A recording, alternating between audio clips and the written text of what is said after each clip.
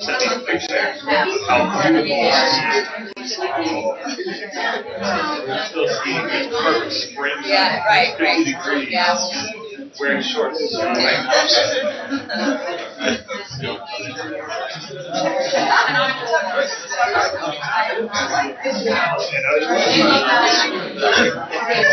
Good morning, ladies and gentlemen. We'll go ahead and get started for today.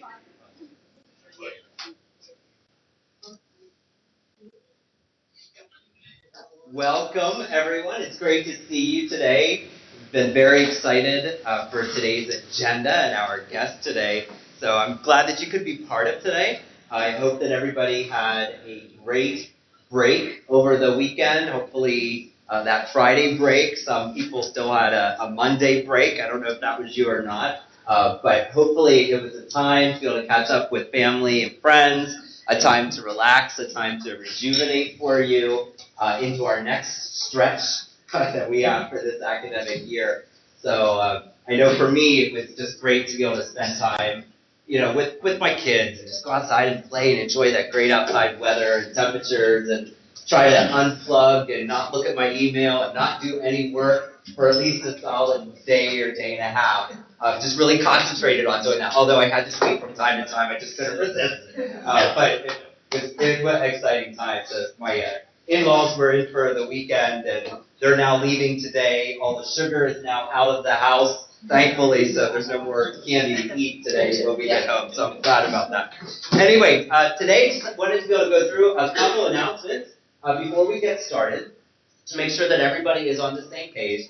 First of all, remember our Schoology page. Everything is there in our resources section. So if you click on resources, you can see today's agenda. There are a couple paper copies of agendas today if you needed it. But if you're on our Schoology page, you can click on our resources. You can see today's folder. There's the agendas listed there, as well as some resources, some session descriptions that you will go through today, and other resources that are there available to you. So that's always as a resource that you're able to use.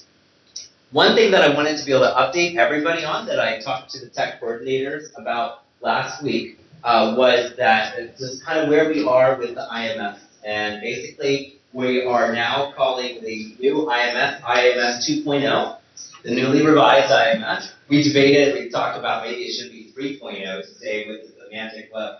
We'll talk about that terminology. But anyway, remember that we had an IMS focus group that met throughout this year. The IMS focus group was made up of tech coordinators, tech integrators, media specialists, and we were getting together, taking a look at all the services that we provide through the IMS and trying to determine what would be a good use of our resources, what do we need to make changes to, what do we need to make updates to, and out of that, we've had a lot of great conversations, and we had a lot of decisions that we were able to make. We solidified that we are in a 3-year rotation. So what we are calling the IMS 2.0 right now, we are committed to for the next 3 years, undoubtedly. So it's not going to change. We have full commitment from this point on towards, of course, Discovery Education. That's all of you aware of. You know that we have our workshop, Discovery Ed workshop, coming up on Friday that is going to be centering specifically on the builder tools. The assessment builder, the assignment builder, the board builder, all the other non-video functions that Discovery Education provides for us. So we're really looking forward to having Discovery Ed in on Friday and to focus on that. And then we're going to run a mirror session of that over the summer at our IMS Summer Academy on our Discovery Ed Day. So that'll be a mirror that you can't attend Friday, you can attend over the summer. That would be a great way to be able to catch on what's going on and what's new in Discovery. The other commitment that we are continuing with is culture grants. So we've had culture grants before. We're continuing with the next 3 years to continue with that service. We saw a lot of widespread usage in that service, not only within ESL, within world languages, within social studies, and many of our schools that are using it as a middle school resource and some high school resources available as well. So we're continuing with that. The other one that we are definitely continuing with is Safari Montage. So we are committed to the next 3 years. Safari is not going away. That terminology is over.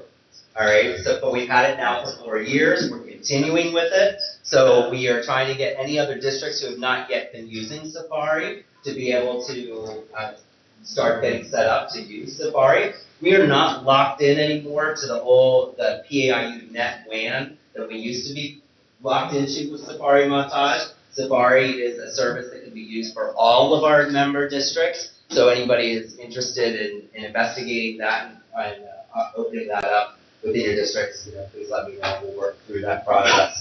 3-year commitment to those. So we want to make sure that we get the word out of how to use those services. That we'll be providing workshops in the fall, in the spring, and over the summer for those tools, so everybody knows how to use them and stays updated of those tools. Those 3 tools will be focused in our IMS Summer Academy this summer, just to be able to give more opportunities to increase awareness and communication about those tools.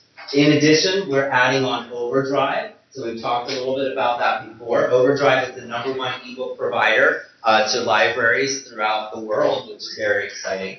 They also just signed a deal with Pearson to be the provider of all their online textbooks. So we're very excited about what that opportunity might look like in the future for us as well. We are in the process of setting that up as we speak. That will be LDAP for everybody. Everybody's going to get their own district site that will be set up that you will be able to manage. You will be able to add additional titles on your district site as you would see fit, but we're paying out of the IMS to have that site set up for you. We're also paying to have a large collection of titles in the pool that everybody will be able to pull from through the IU. And as a result, Beth Saad, who is our Access PA Regional President, has formed kind of a little work group of librarians from elementary to middle school to high school to help with all the selection process of the titles. So we're very excited that that group is getting together hopefully on the 29th of April to start that selection process to be able to pool titles together for everybody. It's going to take a little while to get things set up. The districts that currently have Overdrive sites, Overdrive shelves, will be eventually migrated, but that won't occur until over the summertime so that we don't change what you have currently set up and running through your district. So the exciting part about this material is that this is replacing our literacy book bag collections in part that every single elementary library has. Basically what we're doing with these collections is we're surrendering them to the districts. We're saying, the librarian said we're circulating these, we're using these, we're allowing you to continue to circulate and using them, and we're saying they're yours, they're your district property from this point on, no longer being maintained by IU13. We still have a couple additional replacement copies for librarians that need that, or additional replacement carts that still would want that. So once we replenish that supply, then that will be all we won't have anymore for the literacy book bag collections. So Overdrive is an added-on resource to be able to be used, and the exciting part, I think, is that districts will be able to add on additional titles at your own cost if you want. So you might want additional title for $6, another title for $24. There's some that are simultaneous checkout titles that we're going to have that can be used as classroom sets. So it's kind of forming as we speak, and we'll keep you updated with that, as we go. But Overdrive will also be part of the IMS Summer Academy. There's a day to feature Overdrive and how Overdrive can be used. Right now, a lot of librarians are signing up for that to become completely familiar with Overdrive and its resources. So we're excited to be able to unveil that and work through that. With Discovery Ed, remember that we've been setting up LDAP for districts who want that with Discovery Ed, because out of the IMS 2.0, what we've decided to do is to eliminate MediaNet.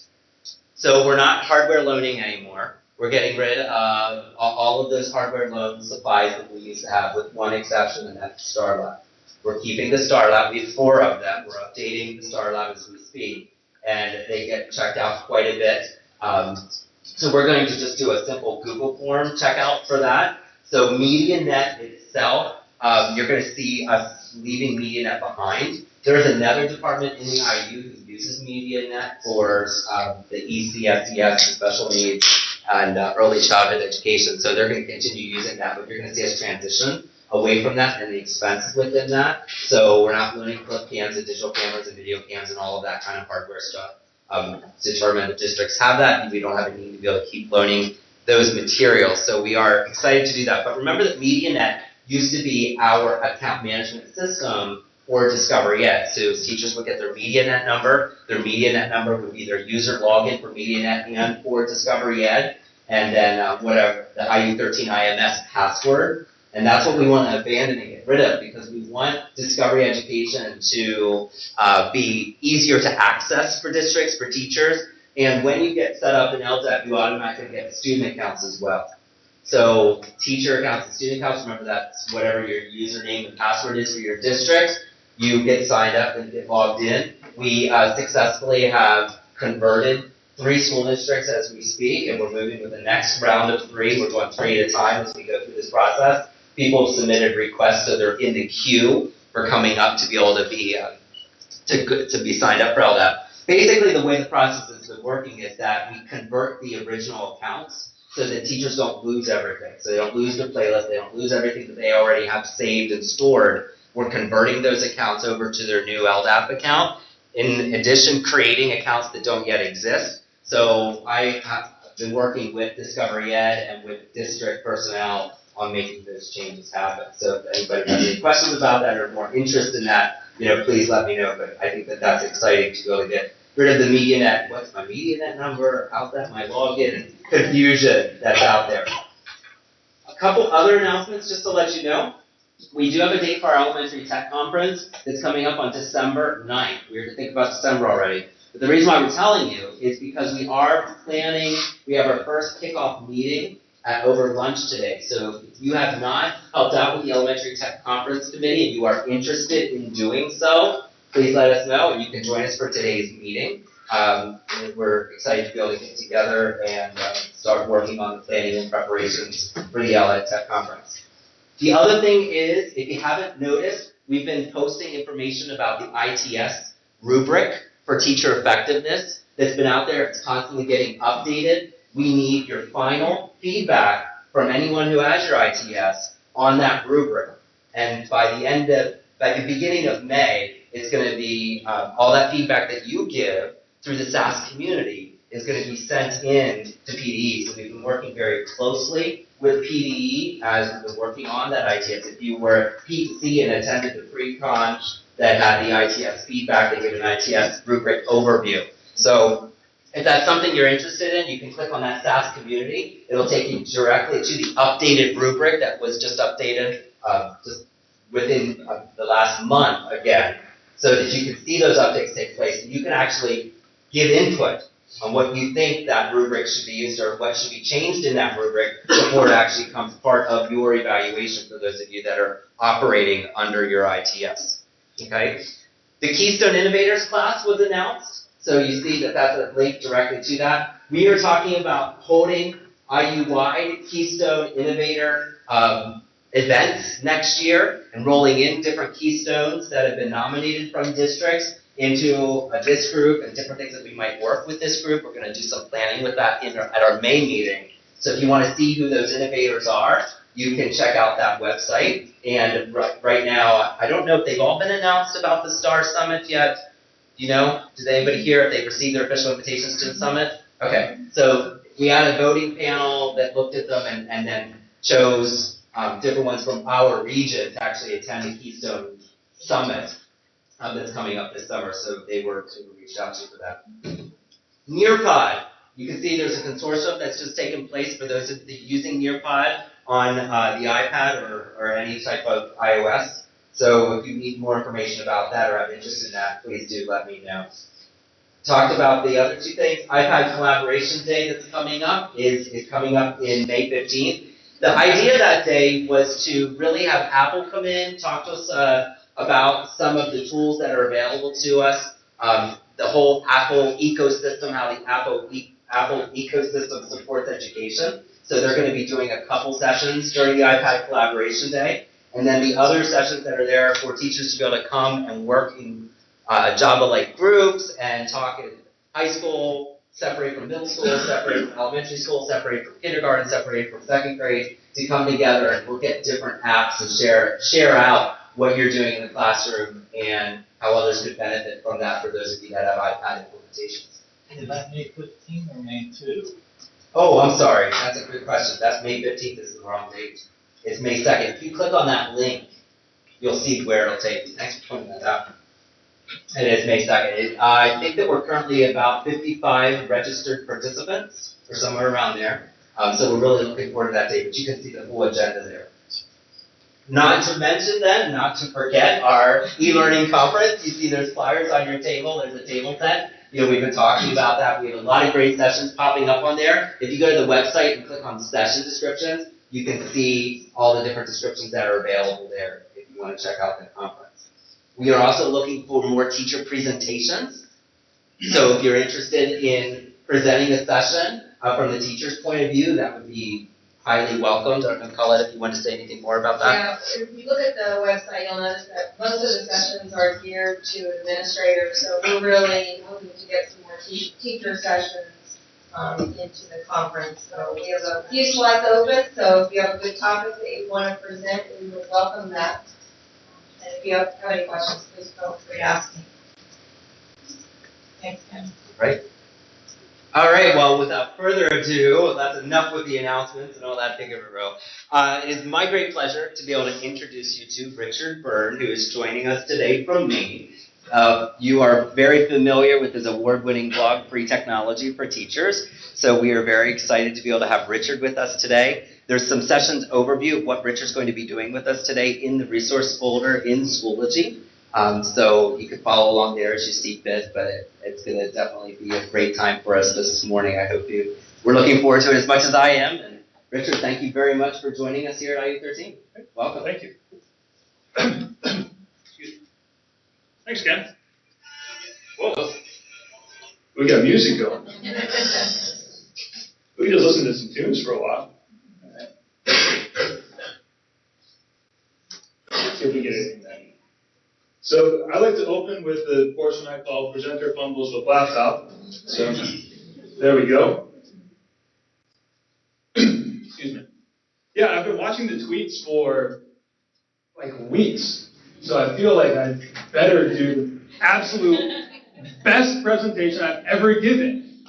And then I have to balance that with the fact that most of you are very tech savvy people. So I can't just do some cool Google tricks and go, hey, look at that, now go do it, right? So I've been looking forward to this and thinking about it a lot. And before I get too far down the road, for those of you that aren't familiar with me or what I do, 7 years ago I started a blog called Free Technology for Teachers. It was started as part of a grant requirement at my school. I was teaching social studies, and they said, you need to make something to show that you learned something in the workshop that we sent you to. So I made a blog. And one thing led to another. 7 years later, here I am. The rest of my background, I taught high school social studies and language arts for 8.5 years. I now work part-time in adult education, do some work with the University of Maryland, and do a lot of this sort of thing and a lot of webinars and other professional development work. And more importantly, my assistants. I actually put the assistants up there, Max on the left and Morrison on the right, not so much to show off my dogs, but to show off my contact information, because what I've learned from doing a lot of presentations over the years is that by the end of a presentation, no matter how good it was or how bad it was, people are ready for more coffee and they forget about contact information. So I put it up front. So if you want to follow up with me later, email me, tweet me, or just Google me. And you'll find out where I live, my phone number, my Google Voice phone number, my Skype contact, and everything else you'd ever want to know about me. If you do Google me here in the United States, you may also end up with a karate/kung fu guy. That's not me. I used to have students come to me and say, Mr. Byrne, I didn't know that you were into karate. I'm not. But I do a mean crane kick. And then I totally date myself because they're like, crane kick? What? Like, Daniel-san, wax on, wax off? No, they don't get it. All right. But I also think it's very important to point out to the teachers that you work with and to students that people are Googling you all the time? Anyone go on a blind date recently? I did a few months ago. It actually turned out really well. But the person I went on a blind date with knew my travel schedule before I showed up at the date, because she had gotten my name from our mutual acquaintance, Googled me, found out I was speaking in North Carolina, and she asked, "What are you doing in North Carolina?" Oh my goodness. Level 5 stalker here. A little bit more about Maine.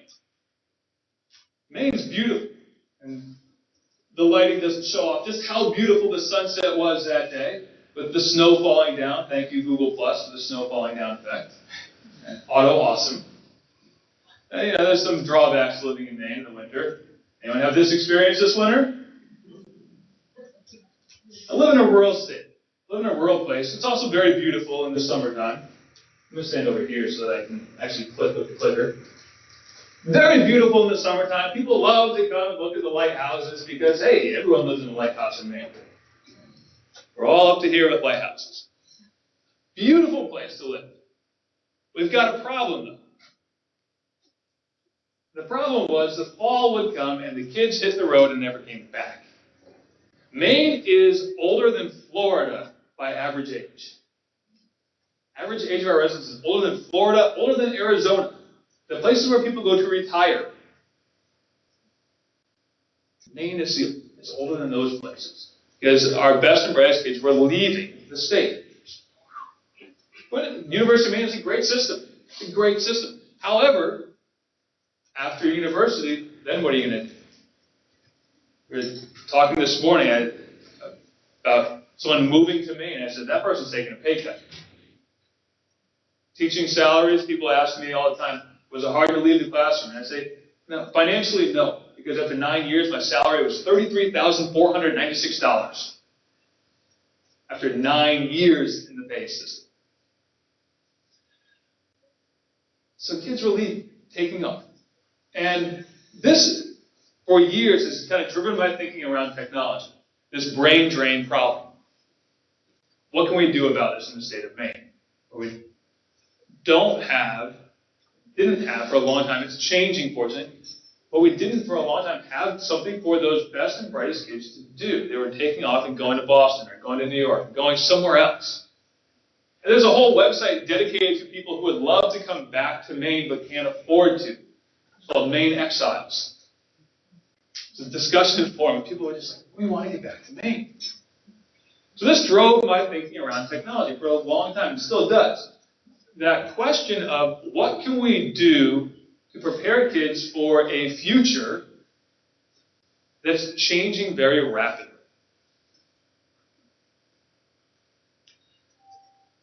To think about the future, and as a history teacher, to think about the future, I always want to think about the past, so I don't repeat these mistakes over and over again.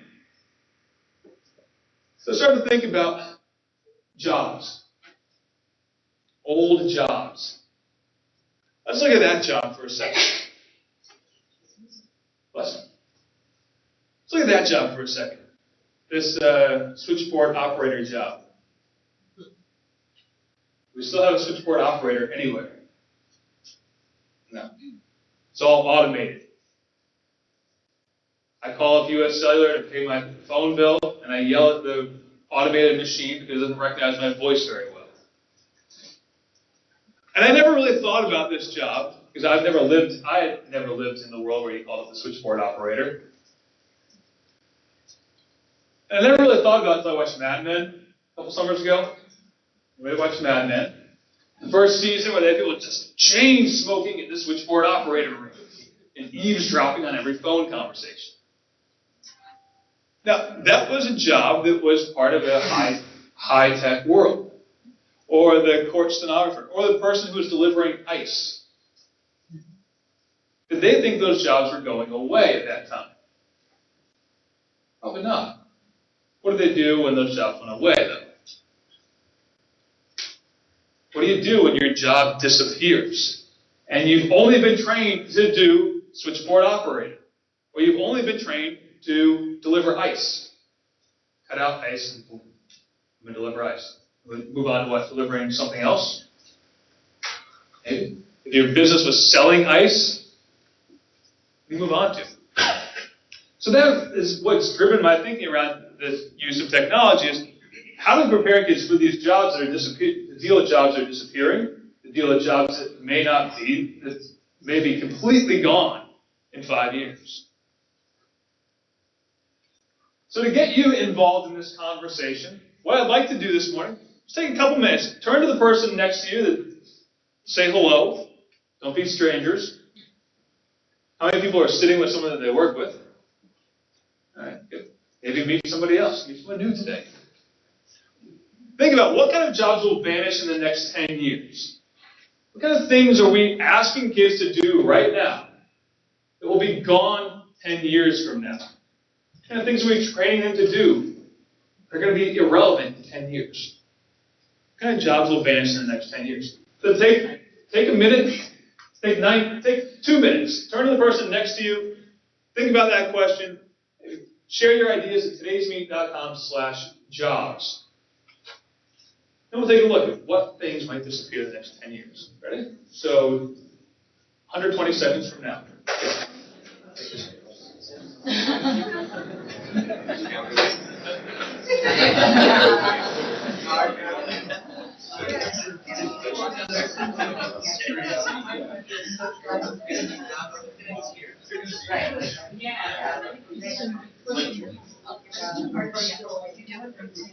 I did, yes.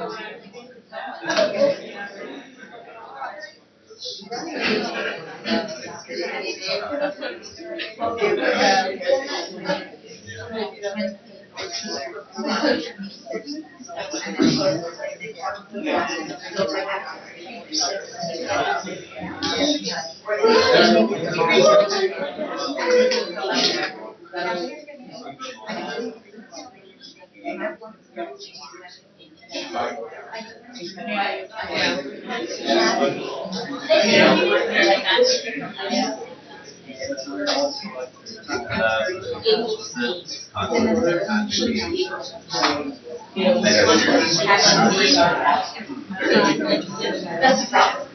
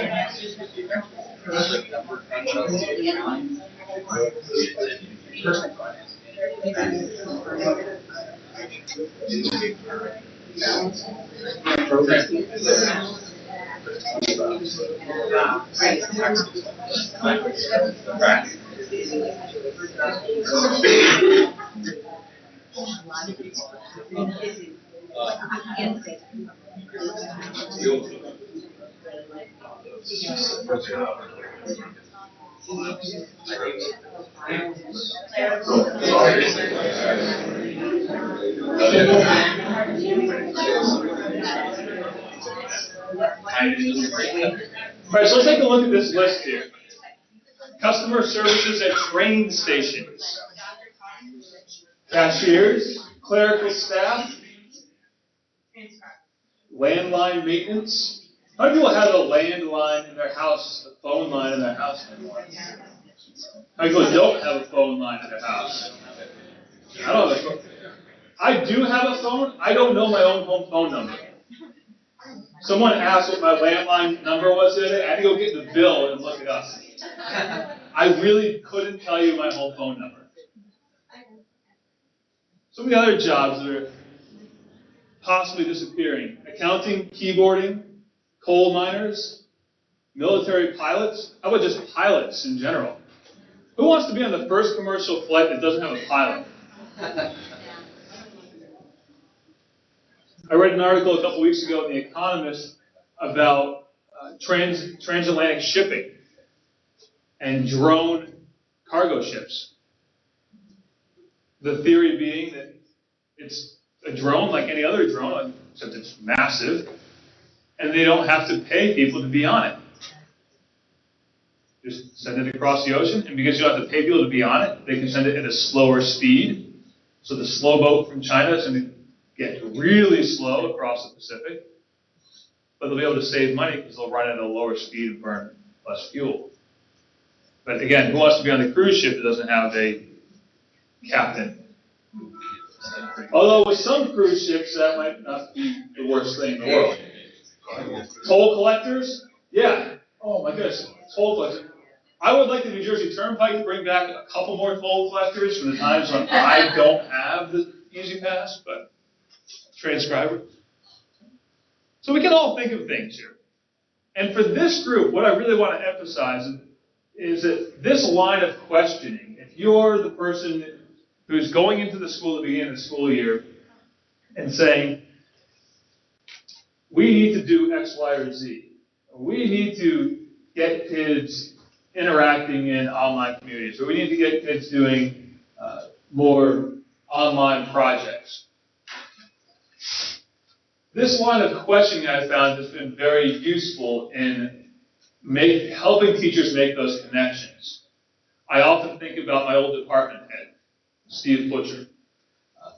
And Butcher knows that I talk about him all the time because he just is that kind of guy. But he went to the same workshop where I started the blog, and he brought the newspaper. He sat there and said, I'm 63 years old. This is not going to happen in my classroom. And so I think about Steve a lot, and when I started to use this line of questioning with people like Steve, and Steve is a great teacher, and he's still teaching. He's 70 years old, and he's still teaching. There's no plans on retiring. He's afraid if he retires, he's going to die. Really, that is his fear.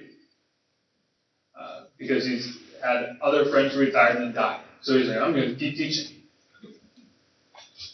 He also didn't start teaching until he was 37. So it's a little bit different scenario.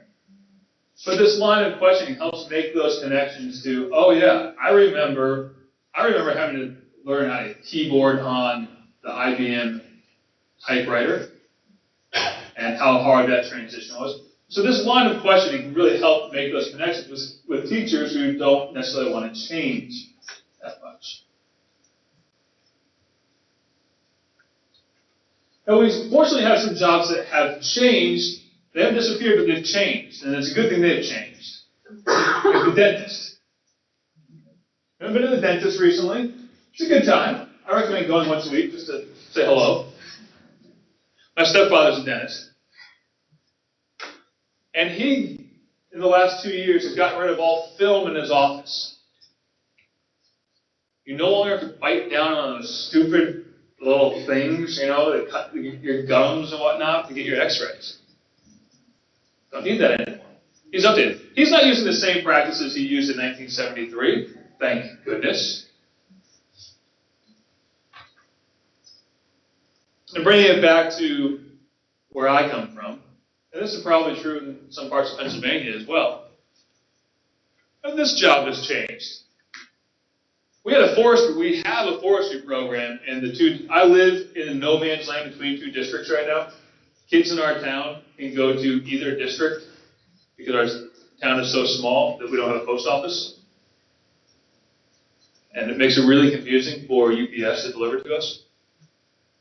But we would have kids who would say, I'm just going to go and cut down trees in the woods like my grandfather and father did. We'd have parents who would come in and say, yeah, he doesn't need math, he's just going to go cut down trees. He's going to learn how to run a skidder. Skidder is a big, huge thing that pulls wood out of the woods. But these jobs have changed to the point that now that forestry program says, if you haven't gotten through geometry, you can't join our class. Because the job has changed to the point that there's so much technology involved in it, there's so much math involved in it, that no longer do they just send out 20 people to go cut down trees and haul them out of the woods. You have to figure out how to file a soil erosion plan and estimate how much soil will be eroded as a result of the work that you do in the woods. You'd be able to calculate how many board feet of lumber are coming out of an acre of woods. Not to mention the fact that the equipment itself has gotten to the point that a crew of 5 people now does the work of 20 people. So again, that job has changed. Or these jobs. Oh, these jobs changed. I love to think about what Mark Twain would say about bloggers. Mark Twain was reading BuzzFeed right now. Or the Huffington Post. What would he say about it? I'm sure it would be something very snarky. Like writing a top 10 list is not writing. Or Shakespeare. What if Shakespeare had access to the internet today? It could be a very different world. And how has the internet, how has technology changed the role of a writer today? And how difficult it is to become a writer? Or how difficult it isn't to become a writer? So I have 2 other questions for you. Number 1, think about jobs that will change significantly in the next decade. That's one question. Jobs that will change significantly in the next 10 years. And I also want you to think about this. Jobs that we're doing today that we didn't envision 10 years ago. What kind of things are people doing as a career right now that were unheard of 10 years ago? So 2004, the year the Red Sox finally won the World Series. One of the top 3 best days of my life. Sorry, Yankees fans. Or Phillies fans. You guys got it back 2 years later. So what are the jobs that we're doing now that we didn't envision 10 years ago? And what are the jobs that are going to change in the next 10 years? So take 79 seconds. 79 seconds, turn to someone next to you, put your ideas into todaysmeet.com/jobs.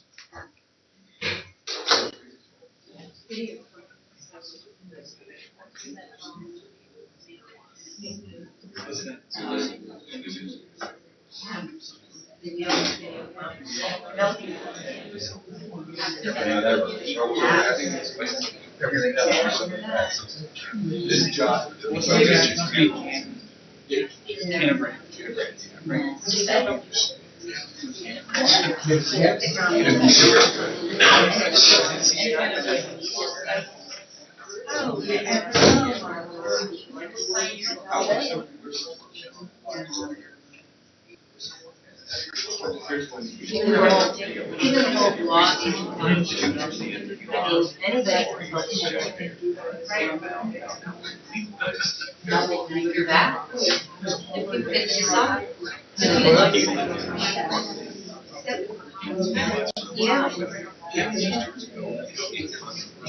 do the same thing in Maine. In Maine, it is legal to grow marijuana for personal use. You can't sell it, right? You can't buy it. But you can grow it.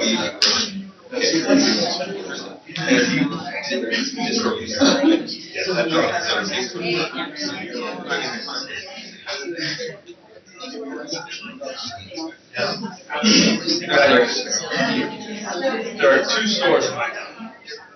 One of them is an organic food market.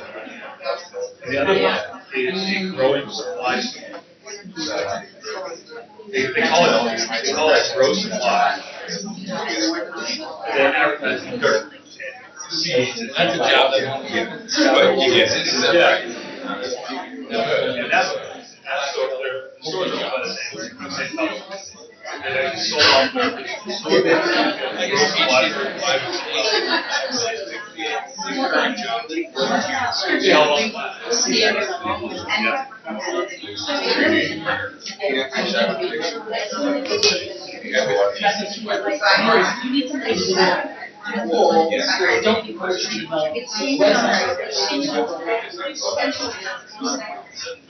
All right, so let's take a look.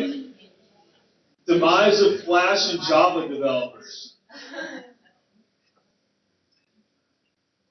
Web developers manufacturing jobs due to 3D printers.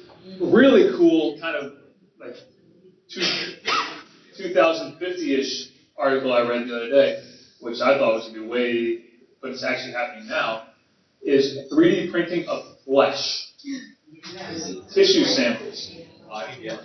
Yeah. There's a company in San Diego that is printing, or I guess you call it printing, 3D printing tissue samples. The idea being that they can replicate tissue and test vaccines and test drugs on the tissues without having to go through animal and human clinical trials. Pretty out there. Basically, the printer, the guys that invented this, the first prototype was an old HP inkjet printer that they converted to print flesh. It's a publicly traded company now. I never thought that would happen. IT security sales, tech coaches, security guards in schools, cyber school administrators, publishers, podcasters, traveling to speak live, professional blogger. I never thought I would be a professional blogger, although that's what my accountant has now put on my tax returns.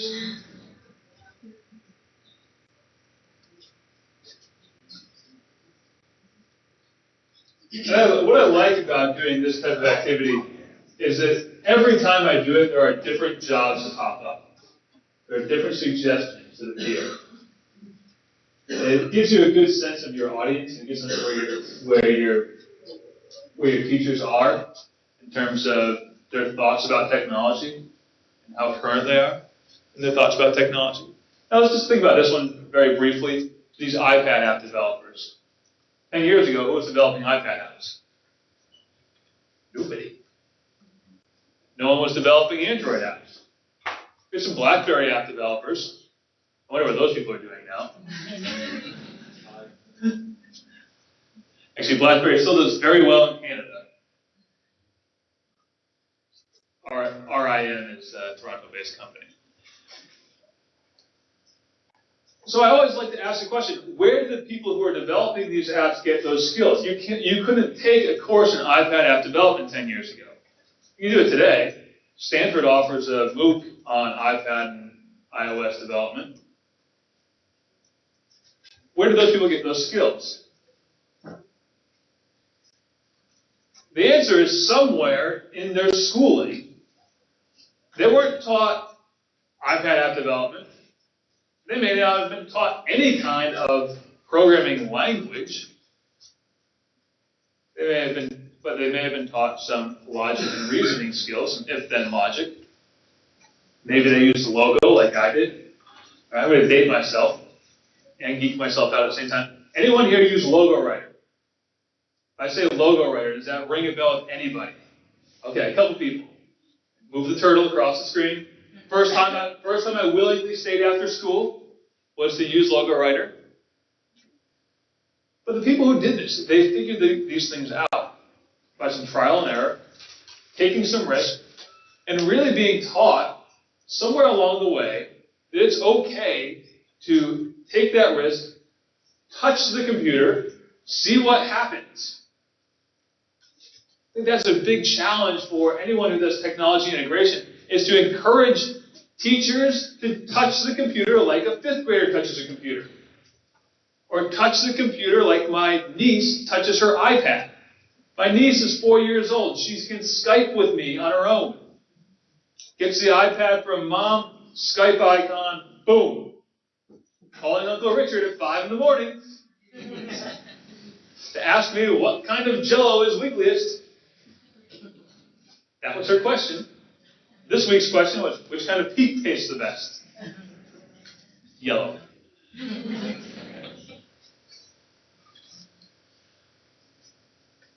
So we have a transition, and we have a transition here across the country, across the world. And it's away from the teaching someone how to code an iPad app. If you are taught how to code an iPad app right now, great, awesome. What's going to happen when iOS 8 comes out next week and we all have to buy new iPads? There's going to be some kind of change. What happens when we all decide that Apple is no longer cool and we want to use whatever product Lenovo is developing? We need to change. So we're really preparing kids for this constant world of change. So how do we prepare kids for jobs that don't exist? That's where I come from. One of the things I think we all need to do, and I think many of you are doing this, and having talked with Ken a couple of times before I got here, many of you are already doing this, and that's fantastic. And I encourage you to continue to do this, and do it over and over and over again. And that is create wise consumers of information. How many people think they know how to Google? Not here in this room, but how many people do you go to who think they know how to Google? They hold their phone, okay, Google, why is the sky blue? Or especially with students, we see this all the time. They come to me in 9th grade. I know how to Google, Mr. Byrne. I bet you don't. Adults do it as well. I work with adult ed kids. Nothing says middle age like your student coming to you with a baby and saying, hey, Mr. Byrne, meet my kid that's going into kindergarten. All right. Anyway, but the kids, they think to themselves, we know how to Google. No, you don't. You don't. So we need to create these wise consumers of information. And I'm not going to go through this right now in the interest of time, but one of the things I like to do with kids is give them an image prompt as a way to spark their questions. Rather than going through, here's the question, here's how we research it, because that will bore the heck out of everybody. I like to have them develop the questions that they want to investigate, and then we talk about the strategies.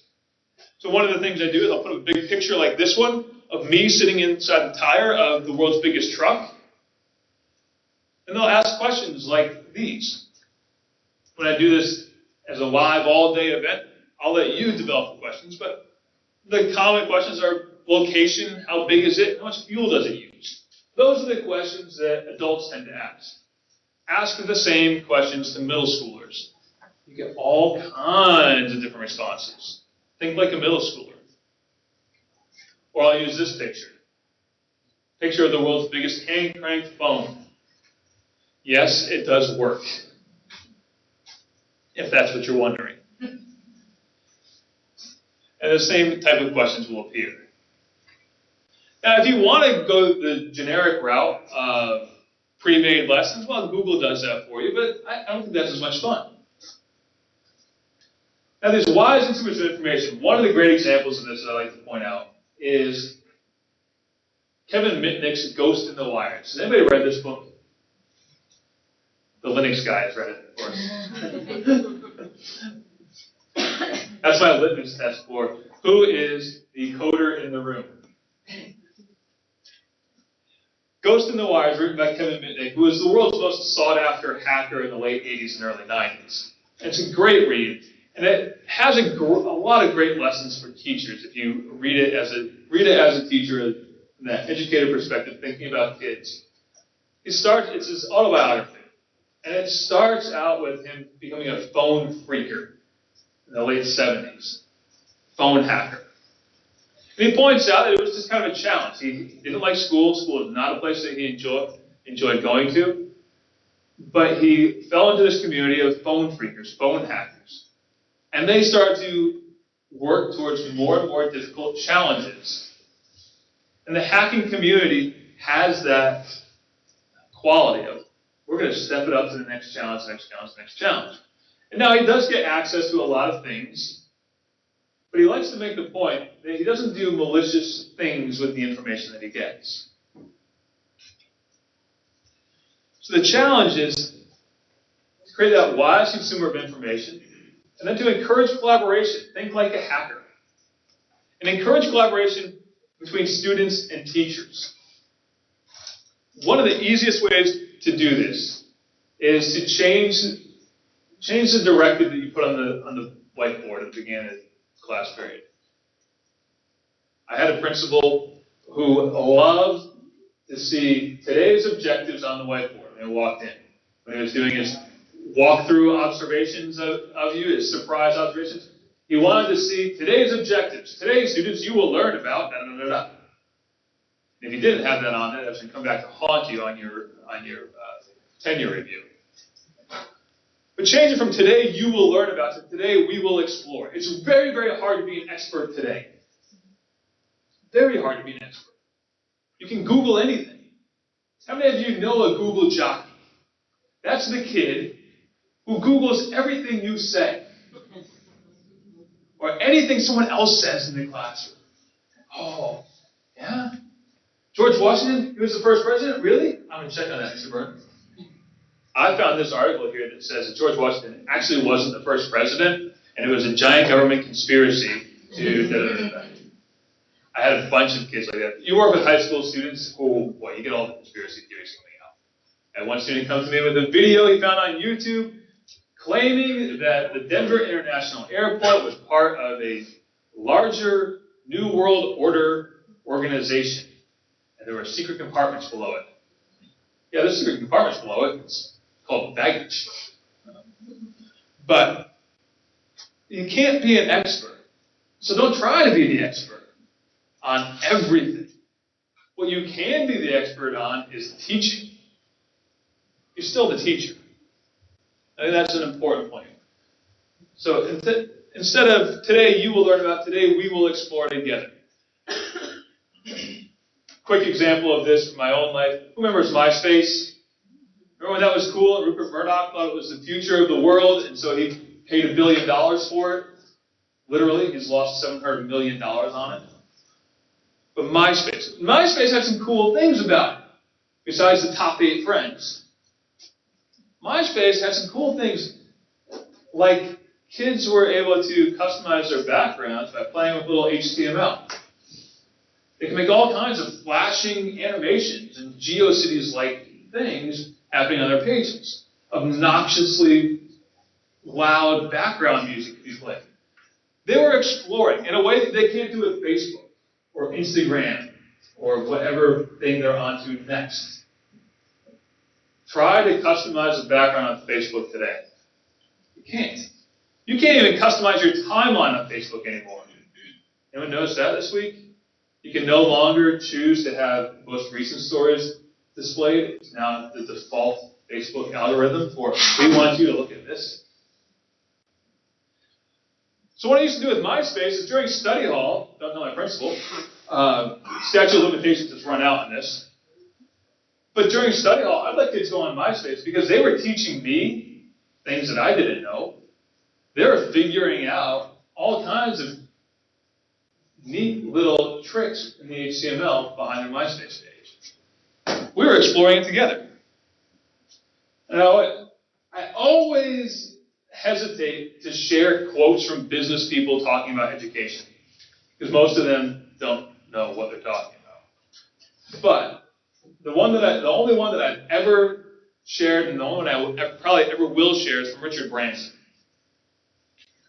If you're not familiar with Richard Branson, he's the founder of the Virgin Group, Virgin Media, Virgin Airlines, Virgin Phone, Virgin Money. There's 60-something companies that he owns now, and he's worth bajillions of dollars. But he dropped out of high school at 16 to start his first company. And he's got this quote, that education doesn't just take place in stuffy classrooms and university buildings. It happens everywhere, every day, to every person. So I'll give you a couple of quick examples of doing this everywhere, every day. Project Noah. Anyone familiar with this? I love Project Noah. Here's a fun activity. It's springtime. It's springtime. Do fun things. Go outside with your iPad, your cell phone, your laptop with a camera built into it. Take the kids outside with that. Take pictures of things you find. like squirrels and salamanders and frogs and tadpoles and birds, and upload it to Project Noah, where you can share your findings with other members of the community. And they have all kinds of sub-projects. One of my favorites is Project Squirrel. Project Squirrel, so kids go out, they take pictures of squirrels, upload information about the squirrels. Now, how many squirrels are there in the world? There's a lot. You have gray squirrels here. You have red squirrels? You don't have red squirrels? No? Maybe? No? You would know if you have red squirrels, because they're little and they're like overgrown chipmunks. Go to South Carolina, you'll find some black squirrels. What did you call them? I think they're fox squirrels. Fox squirrels, yes, I've seen one of those mounted. It's about this tall. Go to Western Canada, they have a Richardson ground squirrel. There's all kinds of squirrels around the world. Now, how much fun would it be, now that the warm weather is here, to go running around the playground, taking pictures of squirrels with the iPads in the school, or the laptops in the school? Want to see the IT person freak out? So the kids outside chasing down squirrels. What a great way to make learning collaborative. Or as a professional development tool, using something like Flipboard. So that we're not all doing the same research, doing the same work over and over again. People ask me this all the time. They say, Richard, how do you find all this stuff? And part of it is that I have an unhealthy addiction to the internet. And I don't go outside, hence my pasty white complexion. But the other part of it is that I join into a huge community of people who are sharing things all the time. And one of the things that I emphasize in schools a lot is that you don't have to keep up with every single RSS feed that comes down the pipe. You don't have to spend your life on Twitter keeping up with everything. Spend 15 minutes and share your best findings in a group Flipboard. A group Flipboard magazine, great way to do professional development within a department. So I can share with all the members of my social studies department the things that I'm finding, and they can share with me. Join a MOOC, massive online open course. How many people have done a MOOC? How many people have completed a MOOC? Very good. That's awesome. Two. Wow. She's the one. Best thing ever. Seriously, we're doing it with our gifted kids. Instead of writing a research paper, they can take a MOOC. So That's why awesome. don't you do one first and see how it is. Learn a lot. That's great. You can learn anything through a MOOC. In the interest of keeping this on time, and this is called making sure I cover all members of the audience. Don't forget about the library. I think this is a really important piece that we still need to focus on, is the time to stop and think.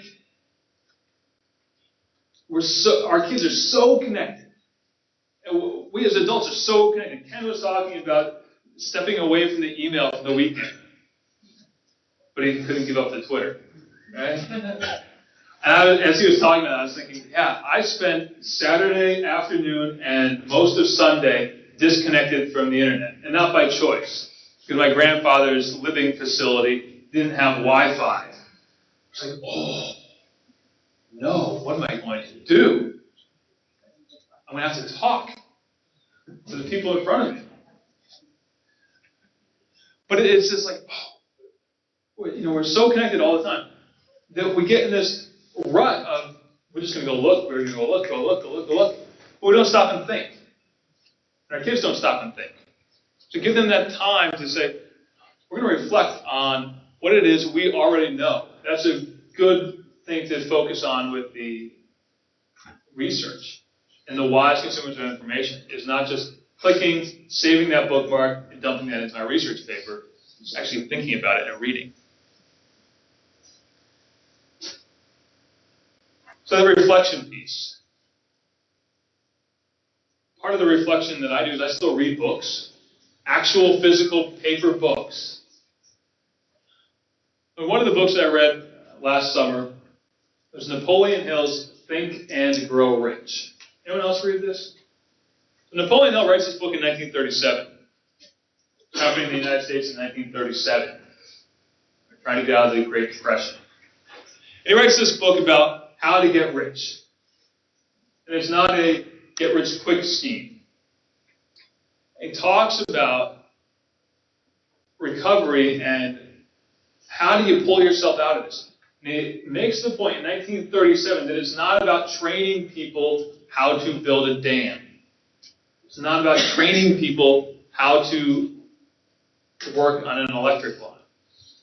It's about training people to think and to take risks. Now, really, our only limitation lies in development and use of imagination. And he goes on to talk about two kinds of imagination: synthetic imagination and creative imagination. Most of us are not creative imagination people. I'm not.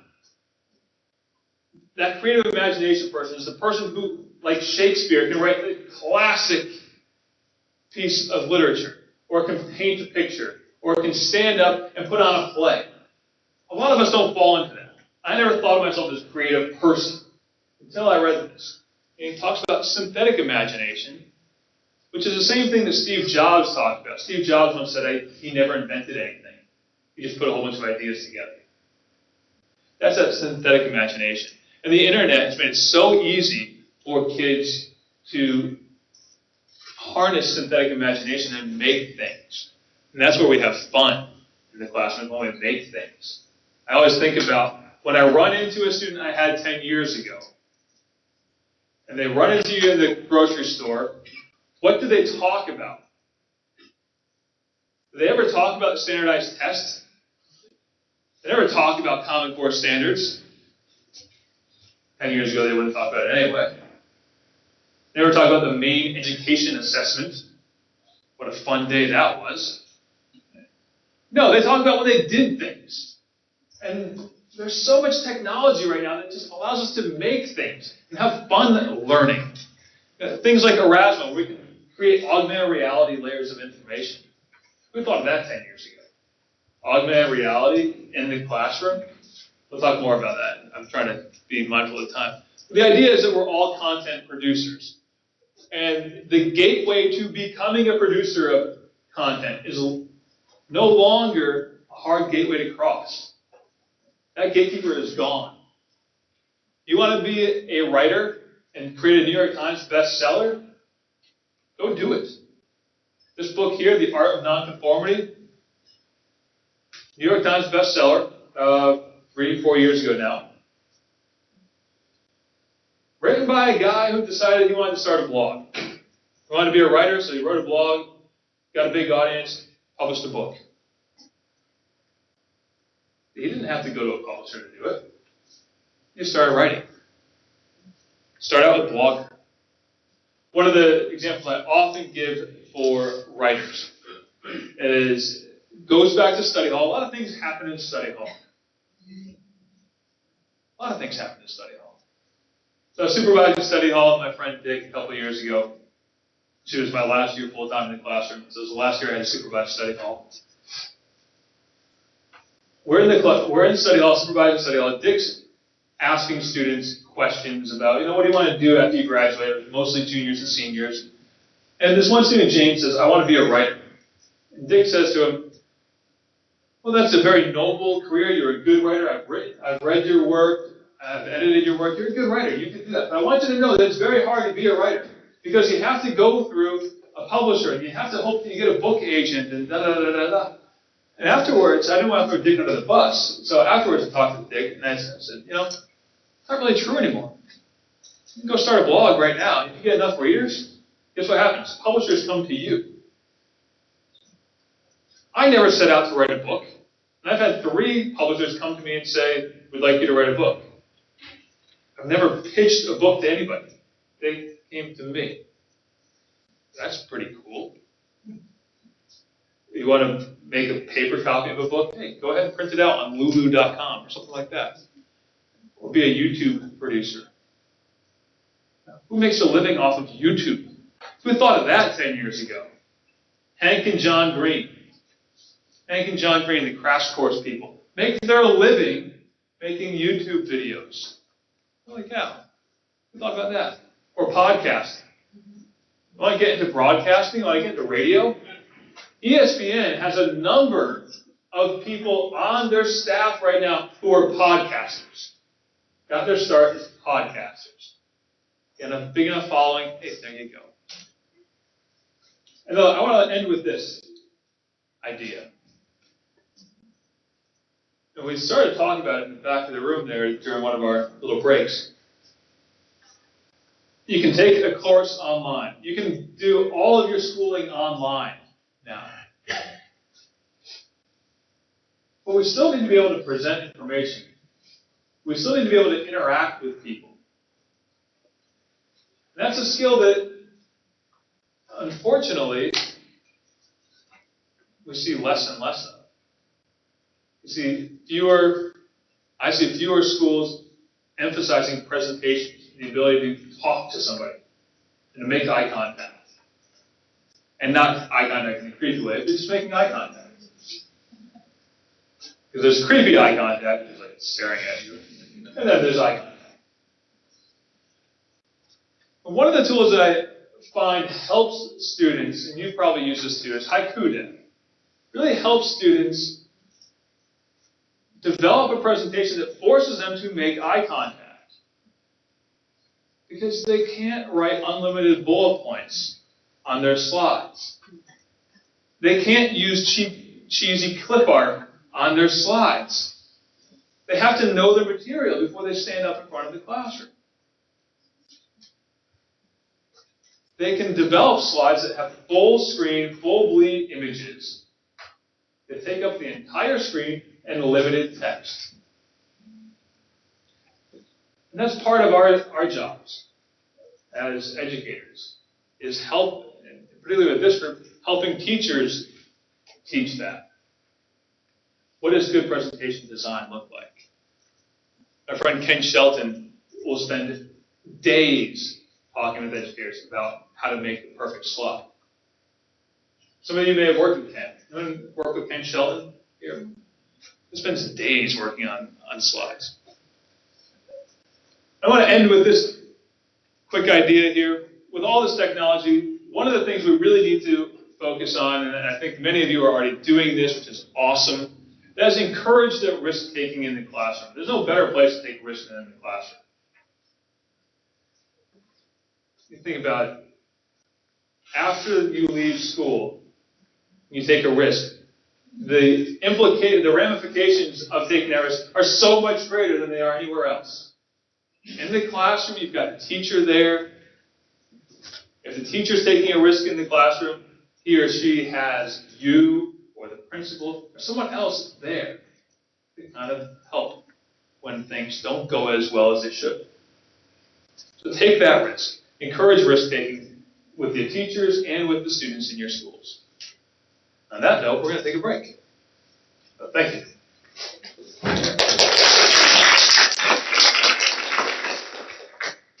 We're a little bit off the time. We'll go ahead and take a 10-minute break. So remember the coffee station's down the hall, back to the left, and we'll get back together about 10 minutes.